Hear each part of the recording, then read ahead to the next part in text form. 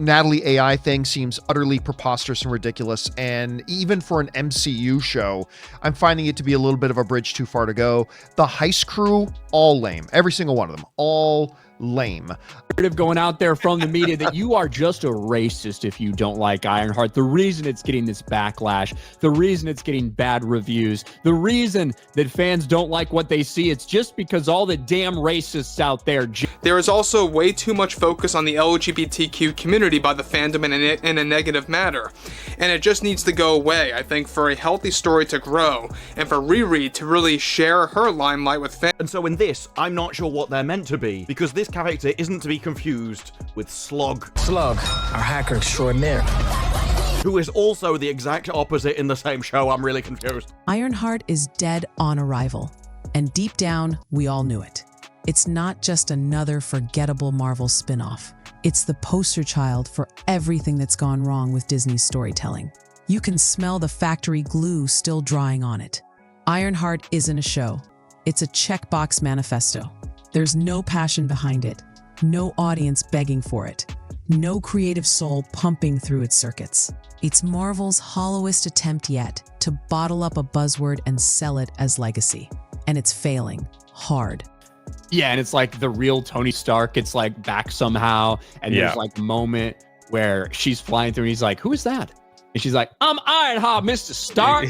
And he's like, I like that girl. And then he like goes to do something else. Like that would be like the level of something that I think would possibly happen.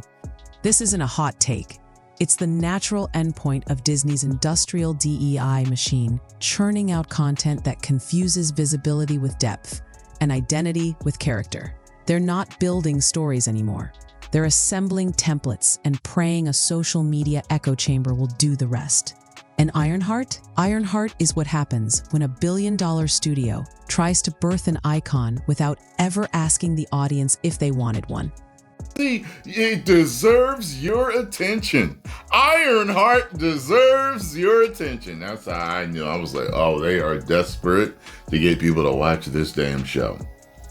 And after I did my reaction, I kept getting, hey, it wasn't that bad. I just watched it. Hey, I just watched the first 3 episodes. It wasn't that bad. But don't worry. Bob Iger says it's a success. We'll get to that. Because what's unraveling behind the scenes is somehow more ridiculous than what's on screen. So buckle up. This is the autopsy of Ironheart, and the cause of death, manufactured relevance. To understand just how far off the rails Ironheart went, we need to start at the source. Riri Williams, a character introduced in Marvel Comics during a time when the publisher was knee-deep in rebooting legacy heroes with new faces. Not out of narrative necessity, but to chase headlines. Riri wasn't built up over years like Peter Parker or even Kamala Khan. She was dropped in as a 15-year-old genius who reverse-engineered Tony Stark's suit in her dorm room. A premise that should have been compelling had it not been so rushed and hollow. Ironheart is the biggest L of Marvel of all time. The reactions are just spectacular. Supposedly he's smarter than Tony Stark, bites an electric wire, sells her soul to gain magic powers, uses new powers to steal. What did the writers mean by this? Smoke detector beeps. Her comic run? Canceled. Not because of trolls, not because of gatekeepers, but because nobody was buying it.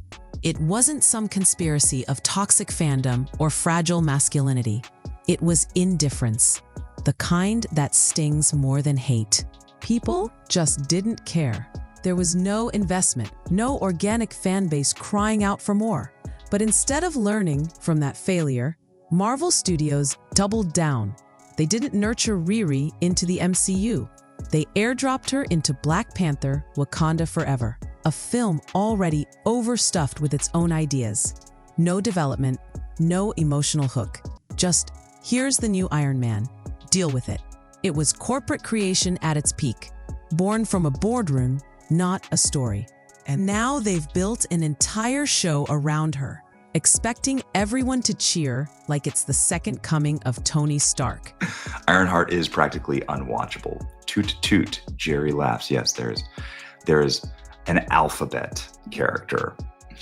They admit Ironheart sucks, But look, they're getting ready to blame you for it because you're a racist. Ironheart fulfills low expectations with weak narrative, poorly written characters, and dull action. But here's the truth. You can't force legacy. You earn it. And Marvel skipped the part where audiences actually connect with the character. Enter Dominique Thorne, the actress tasked with bringing Riri Williams to life. And while she may have talent, no amount of acting can fix a script that gives you cardboard to work with. Her portrayal of Ironheart feels less like a character and more like a mouthpiece, rattling off one-liners about oppression, privilege, and systemic injustice like she's reading from a Tumblr thread. There's no emotional depth, no nuance, no real personality.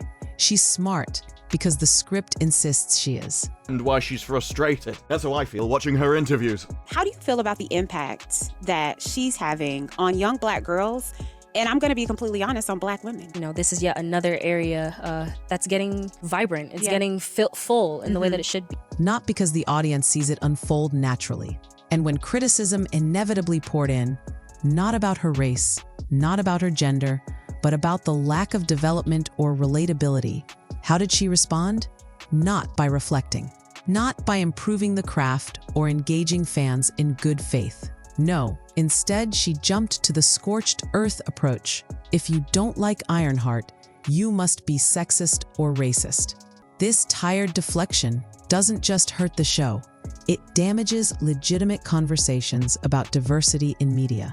It frames all critique as hate and all audiences as bad actors, when in reality, most fans just want good stories and compelling characters. Dominique Thorne had an opportunity to make Ironheart memorable, to connect with viewers and help shape a new legacy.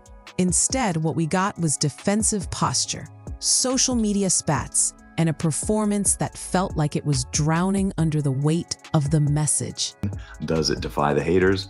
Or is it another skippable series? It's always about you, right? It's always about the audience. It's amazing. It doesn't matter if it's the 2024 election or whether it's a Disney streaming product.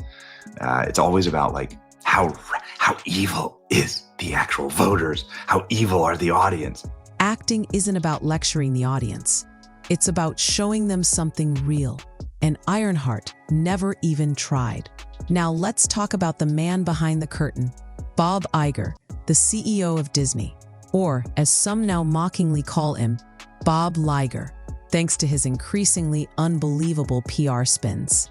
With Marvel's reputation spiraling and Disney Plus hemorrhaging subscribers, Iger seems less like a confident leader and more like someone in full-blown panic mode.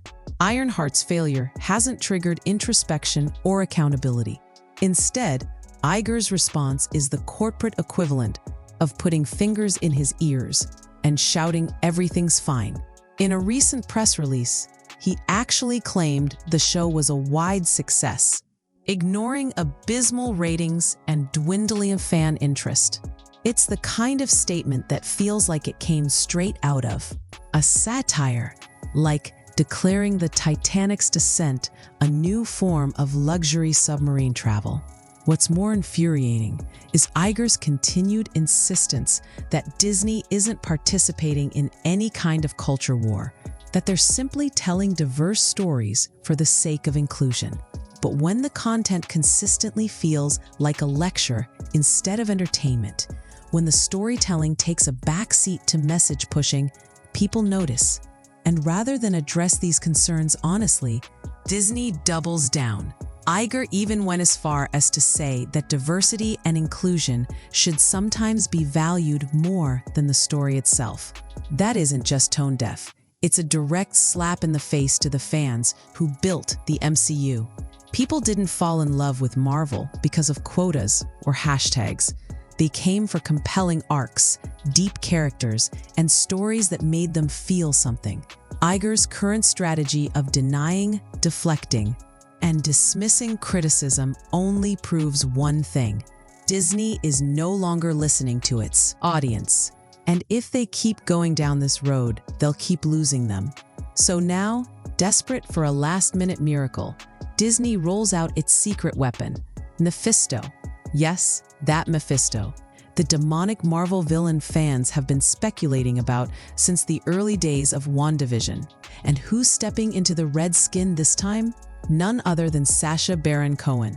Now, under different circumstances, this could have been big. Fans wanted Mephisto. They still do, but not like this. Not here, and definitely not in Ironheart. It's the ultimate bait and switch. They're not introducing this major villain because it fits the narrative, or because it builds on years of careful storytelling. They're doing it because they're panicking. They think sprinkling fan-favorite characters into floundering shows will save them. Spoiler alert, it won't. The writing's on the wall. This isn't the dark, ominous, comic-accurate Mephisto fans imagined. This is the Disney Plus version, sanitized, neutered, and rebranded for mass appeal. Don't expect devilish dread. Expect quippy one-liners, awkward self-awareness, and probably a TED Talk on toxic masculinity in hell. It's the same tired formula. Throw in a big name, tease a major character, hope it trends on Twitter, and when it doesn't, blame the audience. Just like they did with the Acolyte and Darth Plagueis, another legendary character reduced to a footnote in a show that wasn't worthy of his legacy. Marvel fans have seen this trick before, and they're not falling for it again. By trying to weaponize nostalgia and fan hunger, Disney is exposing how little respect it has left for its audience. These characters deserve better. They belong in stories that match their tone, weight, and mythos. Doctor Strange, Blade, Midnight Suns. Not in a show that feels like it was written by a corporate focus group, testing buzzwords. You don't revive interest by stuffing gold into garbage. You revive it by fixing the garbage in the first place. But Disney's still trying to duct tape diamonds onto disaster and wondering why the ratings still drop. At this point, it's not just about Ironheart or the Acolyte or even Echo. The real issue here is systemic. Disney isn't making bad shows by accident. They're doing it by design.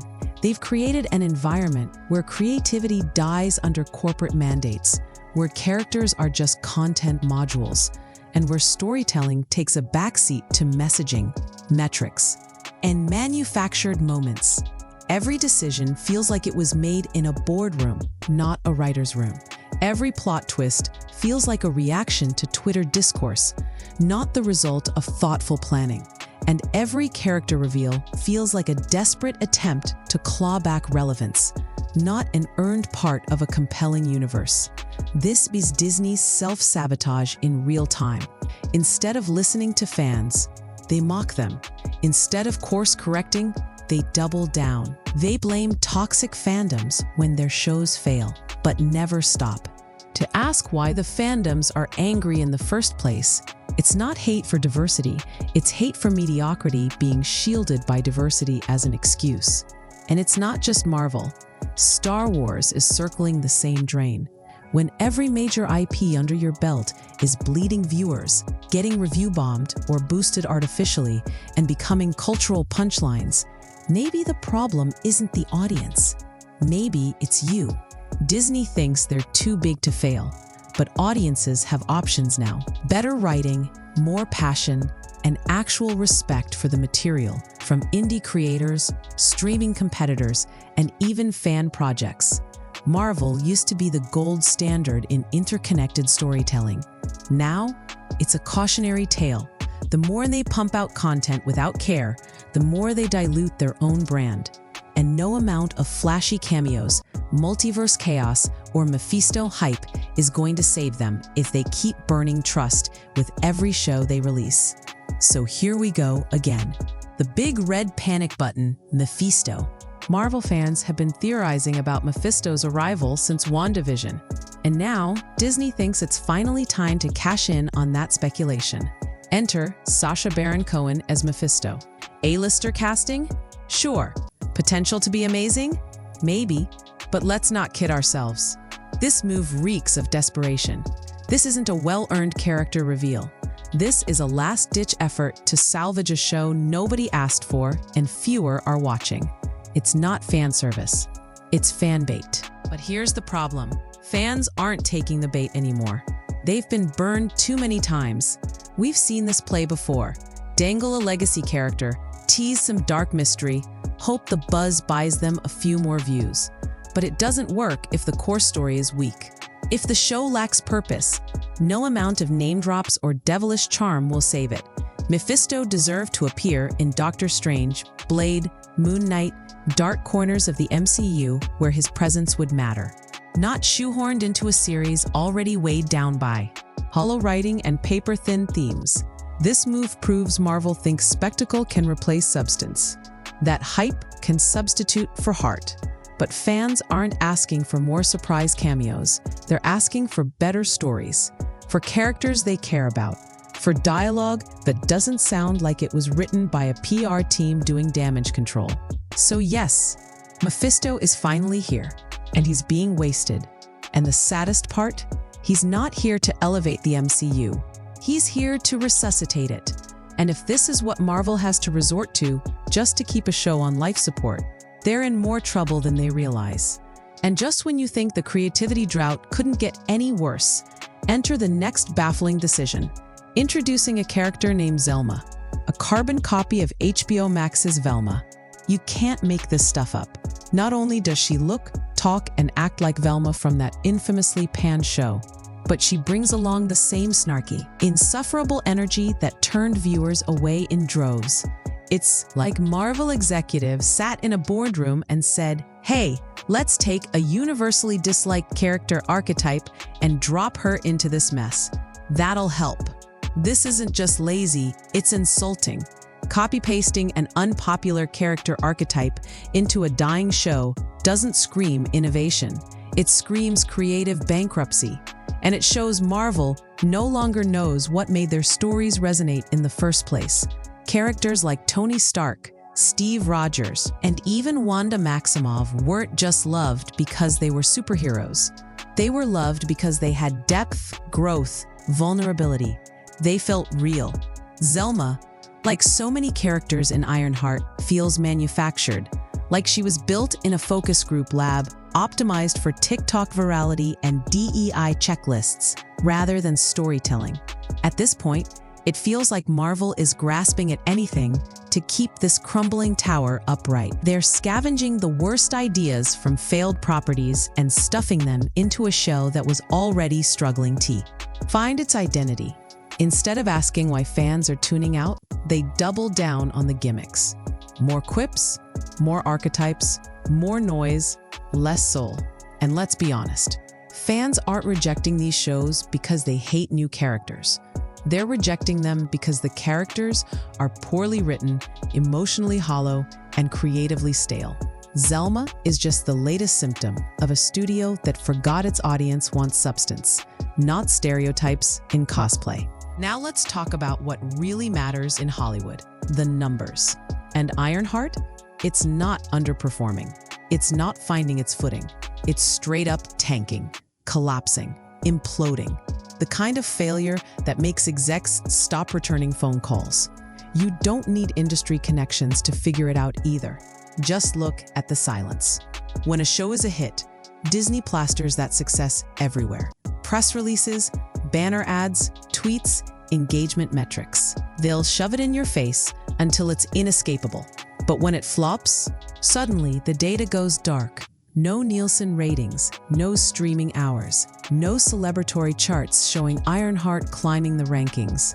Just vague mentions of engagement and a whole lot of corporate hand-waving. This is a studio that spent tens of millions on VFX, marketing blitzes, social media outreach, influencer campaigns, and paid Twitter spaces.